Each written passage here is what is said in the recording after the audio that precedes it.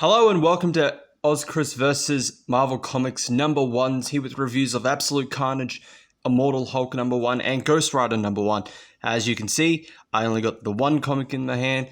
I got the Immortal Hulk tie-in for Absolute Carnage online, so start off with that. Here's the recording of that I did earlier. Absolute Carnage, the Immortal Hulk #1, written by Al Ewing, art by Philip Andrade, coloring by Chris O'Halloran, cover by Kyle Hotz and Dan Brown.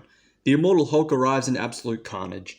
The issue switches between past and present, with the flashback parts told by Bruce, who is speaking to a voice in his head, as well as the other personalities within him. So after saving Rick Jones, Bruce sees on TV about the theft of Thaddeus Ross's body, and believing that, much like himself, Betty and Rick, Ross may have been resurrected, and goes on a search for him as the Immortal Hulk.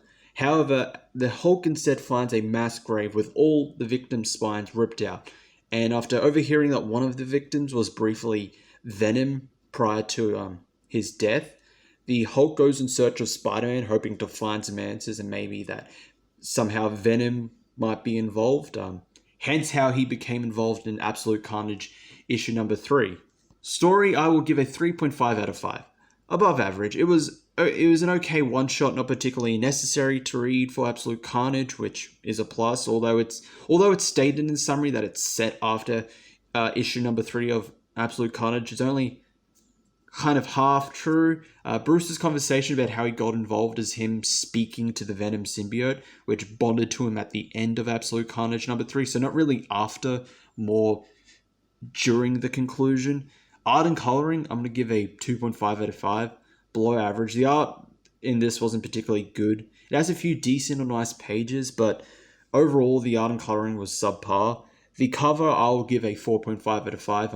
It is definitely a great looking cover by the two artists and colorists. Ghostrifter #1, written by... we're gonna have to go through a little bit further in here.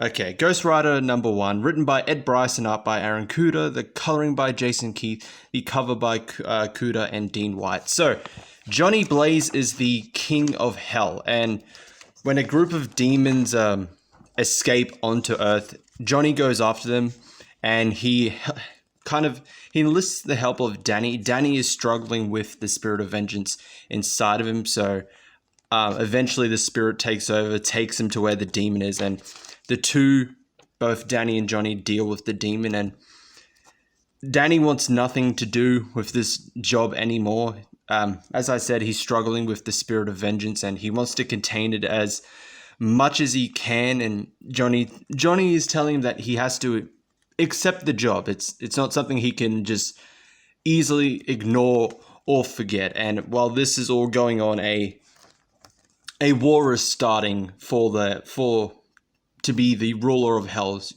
In hell, Lilith's forces are getting ready. Mephisto, while he's still trapped because of the whole damnation story arc, if I remember correctly, he's saying that there's a war a war is coming and everyone should get ready. It's going to be bad, considering who's going to be taking part of this. And then there's also Johnny's side, who is the current king of hell. So, story, I'm going to give this a 4 out of 5. It's good.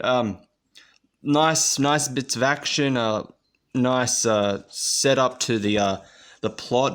There's an end page here. I'm not going to spoil it, of teasing of what's to come in this story arc or in future story arcs, and it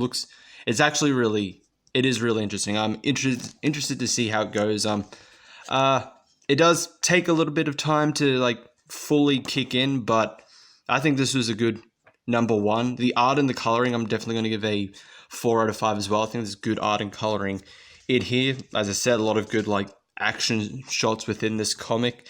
And the cover itself, I'm going to give a 4 out of 5. I think it's a good cover, good, great looking shot of Danny as the Ghostrifter,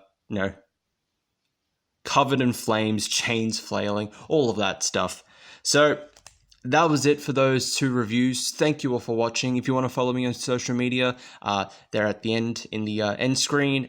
If you like the video, leave a like, subscribe and hit the notification bell if you haven't already, and I will see you all in the next one.